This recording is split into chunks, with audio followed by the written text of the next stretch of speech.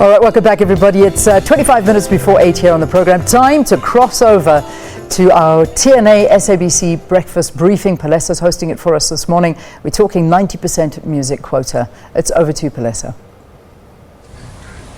Well, thank you very much, Leanne, and a very good morning to our viewers. Indeed, Leanne rightfully said that we're coming to you live from Cedar Woods. It's in Sandton here in Johannesburg. This is part of our SABC Business Breakfast Show in collaboration with the TNA. And really, today we are just bringing it home to the SABC. In fact, the artists are the ones who are actually bringing it home here to the SABC because they're saying thank you to the SABC for the implementation of the 90% local music quota that was implemented about 3 months ago back in May. So we'll be speaking to all the parties involved this morning, but you at home can also be part of the conversation. Talk to us about your experiences ever since the implementation of the 90% local music quota. It's at Morning Live SABC. That is our Twitter handle, #BizBrev. It's the hashtag that we're using this morning. Well, let me just welcome on the panel this morning the Acting Director General from the Department of Arts and Culture, Vusithemba Ndima. Baba Ndima, good morning to you and welcome to Morning Live. Good morning. Thank you very much indeed. Representing the artist is Tebogo Sethatho from Musicians Association of South Africa. Tebogo, Dumela, welcome to Morning Live. Dumela, good morning to the viewers at home. Thank you so much. Quite a familiar face on my far right, Don Laka. He is an artist, but he's one of those who've actually been pioneering this what we're seeing happening now on our 18 local radio stations, SABC local radio stations happen. Bradon, good morning to you and welcome to Morning Live. Well, like I said, please do become part of the conversation this morning at Morning Live SABC, #BizBrev. That's the hashtag that we're using here. Let me start with you, Director General Ndima from the Department of Arts and Culture. I mean, 3 months since the implementation of this decision by the SABC. Talk to us about the programs that the department has to complement the decision by the SABC. Thank you very much. Maybe before I get to that point, I think it's opportune for me to congratulate the SABC, the Department of Communication, the artists, people like Bradon, who have been struggling for this kind of a breakthrough for a number of years. But maybe also just indicate that I'm participating in this discussion on behalf of the Department of Arts and Culture. And I think also it's befitting that this discussion are taking place during Heritage Month or September month under the theme Celebrating Our Human Treasures by Asserting Our African Identity. And I'm sure you can all agree that for us to assert our African identity, issues of local content comes to the fore. But I think it's also important for me to say, who am I talking about when I'm talking about human treasures? We're talking about our icons in the area of arts, culture, and heritage, men and women who have written, who have created, produced, preserved music, poetry, films, crafts, customs, who have actually have this knowledge about our customs, our oral histories, oral traditions, who have kept this over many years despite the inroads of colonialism and imperialism. So the new local content dispensation of 90%, which has been introduced by the SABC, is a very commendable development. It holds high prospects not only for our human treasures, but also for our young and developing artists in different genres who stand to benefit from this.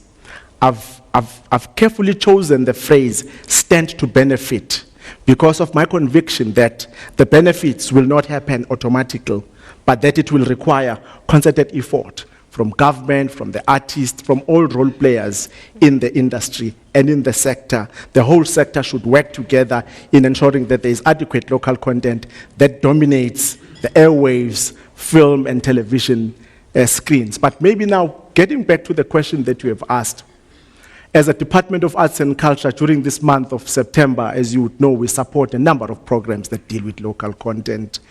We are coming on the 3rd of September. There was Mretile, a jazz festival, and there will be Moshito music conference and exhibition, which actually started yesterday. Yeah. It proceeds up until the 10th of September. We are moving towards the Joy of Jazz festival, also, which will be featuring our own artists locally. You might be having some international artists, but the focal point is on our local artists. But over and above this, the department has actually repositioned itself in such a way that it will promote local content. If you look at the festivals, the international festivals that we do have in this country, which also features local artists, but also we have got festivals that are just purely local in various parts of the country. Currently, we've got flagship projects which come from the provinces, where you also provide opportunities for artists to practice their craft. So there is really much that the department is doing, but we'll just get back to you. Let me just go over to Abdi Tebogo. The Musicians Association of South Africa was established back in 2012, if I'm not mistaken. But how has the road been? Just before we get to the implementation of the 90% local content, how has the journey been for the artists previously? Thank you for your question. It's been tough. In fact, this policy is overdue, long overdue. It should have happened decades ago, and it really stifled the growth of the South African music industry. And I'm sure you would know, South Africans know more of American artists than they even know of their own artists, and as well as their continental artists. It's very welcome policy, and that's why we commend the COO, Hlaudi Motsoeneng. You know, I always say, he beat all the guys, previous CEOs and COOs with PhDs. They couldn't do a simple thing that really changes the life of a musician in this country. You see, the whole 90% is going to go a long way in changing the lives of artists fundamentally so. But are we starting to see some changes? Definitely, without a doubt. And South Africans, number one, will start to appreciate themselves. I'm not one person who believes in the so-called term local. Local, what is local? When you talk international, we are international because of international means the intermingling of various nations. So South African music, we can be proud of our music. I know when we left and went to Cannes with the Department of Arts and Culture just before the World Cup 2010, we took our own artists there. They held their own, and actually they outdid themselves in such a way that we are really having a beautiful heritage that is so much appreciated out there, but we don't know. We're always trying to be someone else. But we want to actually push for the very local content and the 90% to go on stage. All right. Local content, but we're not local, we're international. Yes. Yes, in terms of what people call it. You know what, Tebogo, just hold a thought that we quickly need to take a commercial break. We'll be speaking to Obradon after this. Make sure that you don't go away.